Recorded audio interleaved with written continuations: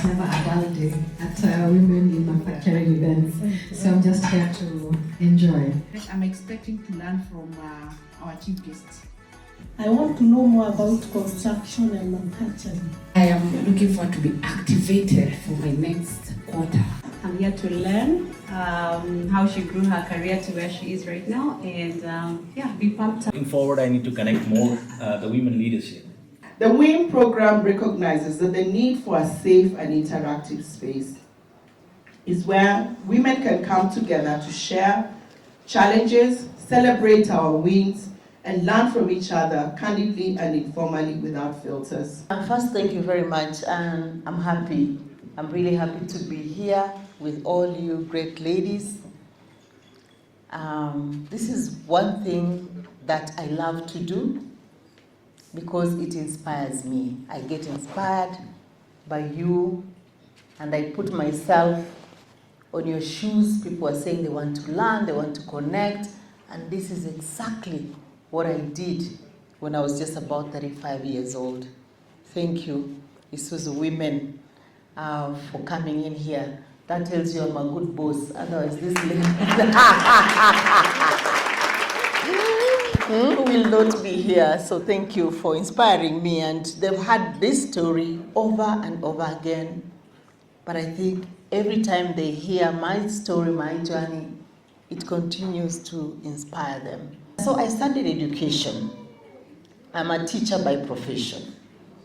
But when you are young, you start to think, is teaching the best thing for me? For me, it wasn't. I wanted to discover. I was curious about what else can I do with my life. Then I realized it was time for me to make progress. So I said I need to get a good job. I need to get a job where I can grow. I need to get a multinational job. So it was very clear. Big company, opportunity for growth, and of course, good money as well. That was part of the thinking. I'm looking for a job. I'm looking for a job in a global company. But when I was in that interview room, I remember being asked, you are a teacher. You're going to walk into a manufacturing business, and even the language will be difficult. That company is full of engineers. How are you planning to navigate that? I said, don't worry. I'm a quick learner. You know how you can make a pitch for yourself. Just get me into the company and I will do the rest. Truly, I got into the company with a sense of inadequacy, that I didn't know nothing. I want to do everything myself. Just point me to the department I need to go if I want specification for vehicles, if I want pricing, if I want whatever I wanted. So I walked that factory, desk to desk, person to person. And in less than 6 months, I had learned quite a bit around the auto business. And I was already beginning to sell and all that. So it is beautiful because now I have the mind of a board member and I have the mind of a CEO. So I combine these two skills in the running of my business and in supporting my colleagues to think risk, think reputation, think strategies, think that, what could go wrong? Because that's how do we allocate resources? So the questions that my board directors will come and ask me, we have already embedded those answers in our board paper. So my board is 2 hours. And again, you survive because if you are performing, you must perform. If you're performing, then your board gives you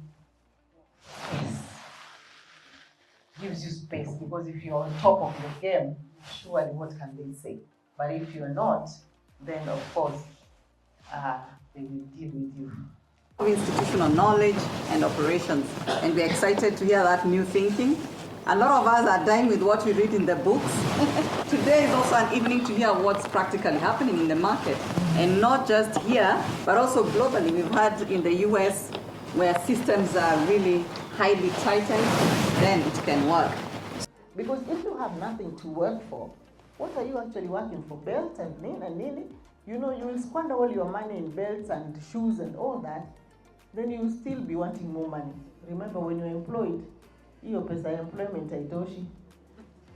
But if you have a project, you have something you're working on, you are thinking about that bonus by the end of the year and how you're going to use it to do 3-4 more rooms. Chief, you don't need me to supervise you. Our company is one place that we say, bring your hustle to work. So long as your hustle is not in conflict with what we do. And we train on entrepreneurship, and we train on, what is that training? Owner's mindset. So we equip our people and we allow them, so long as their business is not conflicting with our business, then don't hide it. Bring it on to work. And we have employees doing tracking, we have employees doing gigs.